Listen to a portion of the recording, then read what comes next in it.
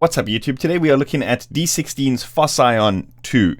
So for those who don't know, Phoscyon1 is probably my most overused plugin. Can you believe it? Something so simple like a 303 sound.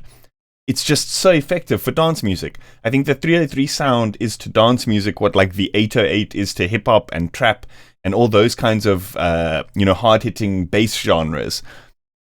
It's just such an iconic sound, and I feel like it's less about the actual sound itself and more about how the sound articulates.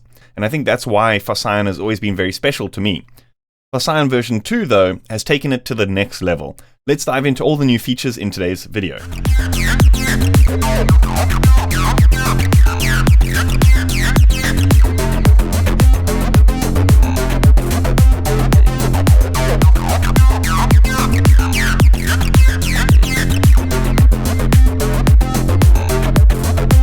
So I think straight off the bat, the first big visual change is the fact that we now have a less traditional style sequencer available at our fingertips. That being said, we still have access to the traditional style of 303 step sequencer keyboard view, which is something I really appreciate from the original Phoscyon. You know, a lot of these 303 emulations kind of do it a little bit more closer to what you'd expect from a DAW. And while, yes, that can have its plus sides, for example, being able to program something that you might not be able to do on the original 303. That being said, is that can often lead us outside of the realm of what sounds like an acid lead. You know what I mean? I feel like the sound itself is so iconic that, you know, confining yourselves within the boundaries of what are available within the built-in sequencer is going to help you get that sound much quicker. Okay. So, that being said, for those who are intimidated by this kind of layout, you know, where you have to punch the note in and then step forward, punch the note in and step forward, there's the traditional sequencer view, which just makes it a bit quicker to put in leads. So I guess it depends what style of sequence you're wanting to create. If you're wanting to create something that you're used to creating on a hardware 303, then you can switch to the keyboard view. If you want to create something that, you know, you're used to doing in a DAW, for example, like we can program something in now real quick. You can just do it that much quicker with this view, which I actually think is really cool. It gives you the choice of being able to do either or. So there's various really cool features about this particular view that I think differs a little bit from, for example, our traditional MIDI piano roll in a DAW. And that's the fact that it still confines us within the 4-octave range that 303s generally have. And also, it only gives us the ability to, you know, accent various notes and slide various notes. It does give us a vibrato, which is actually not available on the original, so I don't tend to use that too much. But just messing with these settings that are available here at your fingertips can generally lead to something that's going to sound like an acid lead.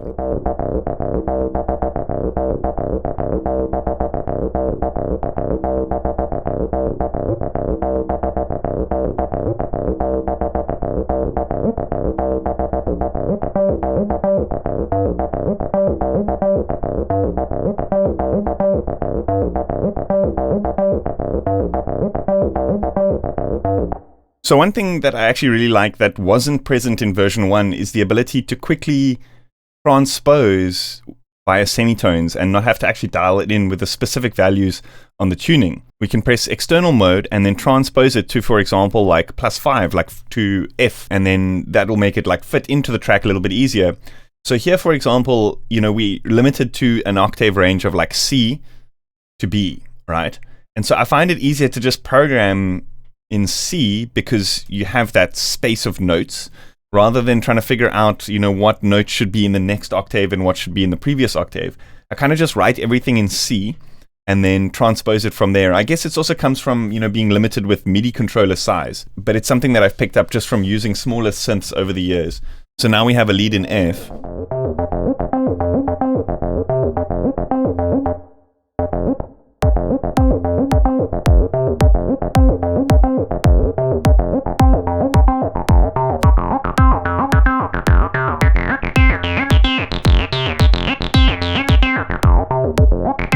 So we can save our patterns and recall them at a later stage or export them as actual MIDI.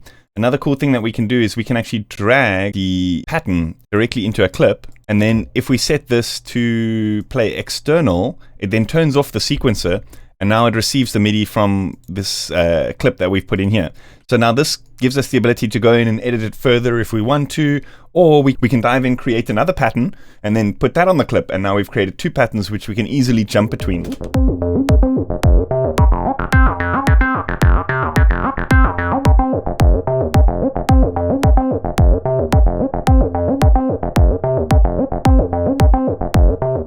Okay, so let's pull up the sequencer again.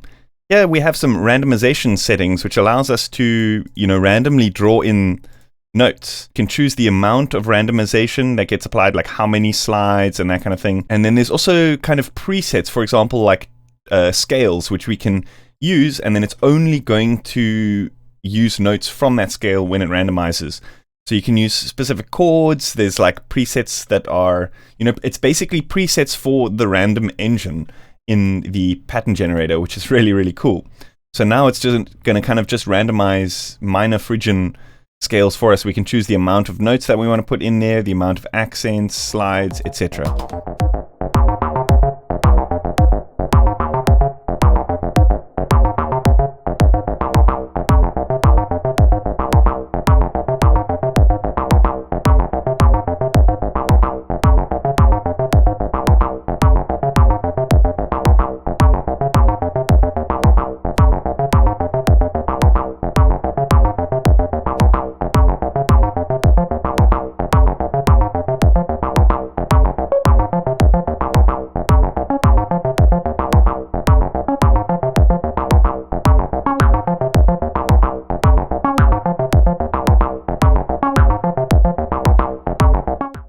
So not only does it just like sound really good like a 303, but it's also a really nice pattern generating system. Now we've exported all these MIDIs, which we don't necessarily have to use within Phoscyon2. We can send this to Phase Plant, Vital, Serum, whatever we want. That being said, I'm going to stick to Phoscyon for this video, but you get the picture. Okay, so in my opinion, one of the biggest features to the update is the overhauled effects system. So previously we just had access to a distortion, and it wasn't a great one at that, and the interface was pretty difficult to understand how the different parameters actually worked. So they've kind of overhauled the distortion system, made it a lot easier to understand. Now we have a separate kind of distortion with several different algorithms that we can choose from, including some kind of classic stuff that that's kind of known to be used well with the 303 sound. And then we have reverb, EQ, delay, chorus, and limiter. Each one with a little advanced panel which we can open up and actually, really fine tune the settings to create some really versatile sounds straight out of the box. And I really like the fact that they've kind of confined it within the type of effects that you would usually find being used with a 303. So this generally, yes, it generally kind of paints us into a corner, but at the same time, the results are always very acid leady. So I feel like it's still that perfect balance of like everything that you need and everything that's going to help you get that exact sound, but just a few little added extras to make, preset making and patch making just a little bit easier, so you can keep everything kind of within the plugin. Add your reverbs and delays and stuff within the plugin, so you don't have to worry too much about post-processing and buying all sorts of extra plugins.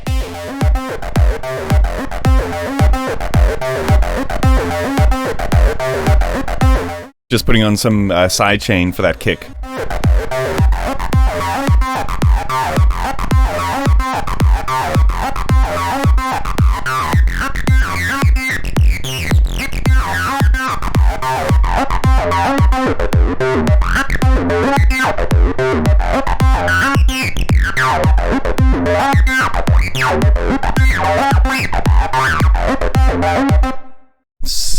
Such a huge sound. Remember, this is just Phoscyon and a kick sample that we're hearing right now. Something that I think is really, really special again about Phoscyon, it was special about Phoscyon 1 and still is about Phoscyon 2, is they've captured the essence of the sound of the resonance of the 303 so well. Even so many hardware replicas of the thing struggle to do this like on point. Something that is quite apparent with most plugins, when you pump the resonance higher and higher, it starts to sound worse and worse.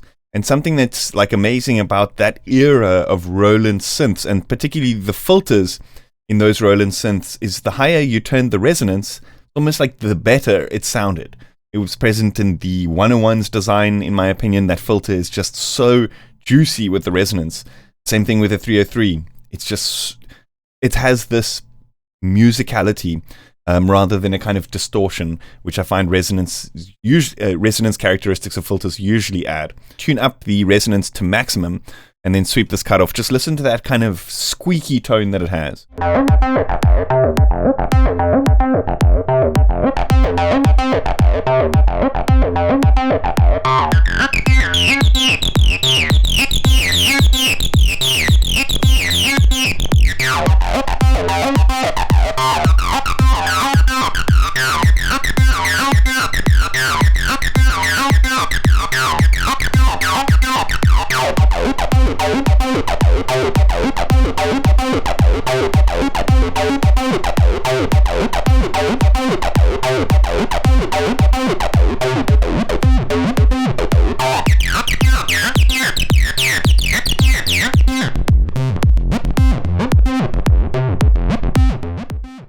It's all in that resonance, that sound of the acid lead, that squeaky sound that we know.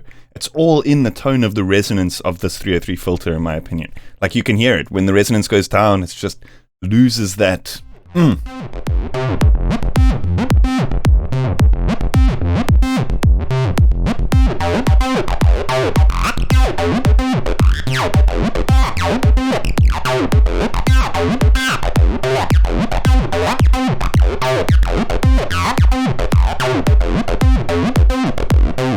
So much like the original 303, we've got saw wave and square wave to choose from. I generally find with these squeaky, resonanty leads, square wave generally sounds the best to me. But saw wave is also really good if you're just wanting to create kind of like a bassline-y type thing, something that's a little bit less chaotic. Saw waves can definitely work. Square wave is also really, really good for progressive bass lines. We might get into that kind of context a little bit later on in the video. Let's look at some of these effects. So I want to turn down some of the low end using this EQ. So if we open up this edit panel, you can see we've actually got the actual frequency control as to where the low cut happens and the Q factor or the width of that cut. So we can actually get pretty, like fine tune that low end EQ really, really clinically.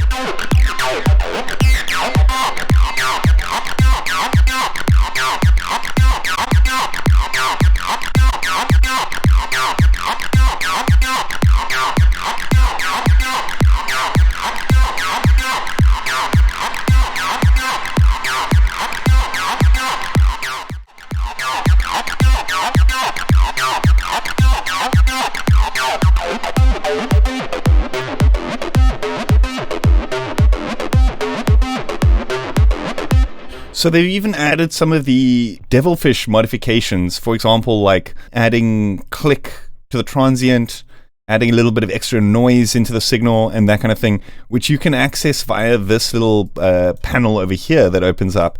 There's also presets to this thing.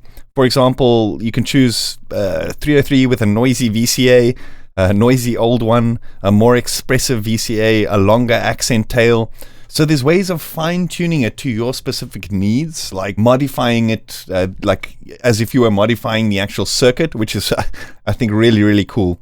They've really gone the extra mile of not only modeling it to its kind of original specification and original sound, but really going the extra mile in applying a lot of these extra things that we would maybe modify to our 303s to do extra things with, or particularly like add extra effects like, chorus, distortion, delays, reverbs.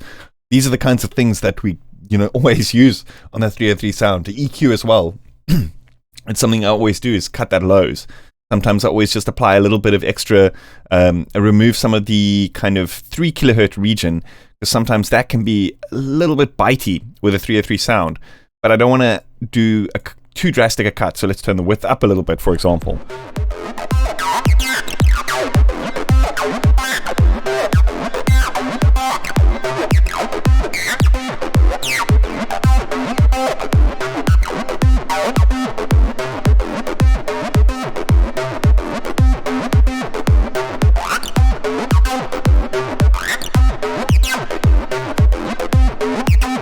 doesn't seem to be any kind of built-in modulations or LFOs and that kind of thing. That being said, nowadays I'm using Bitwig, so that's never an issue for me.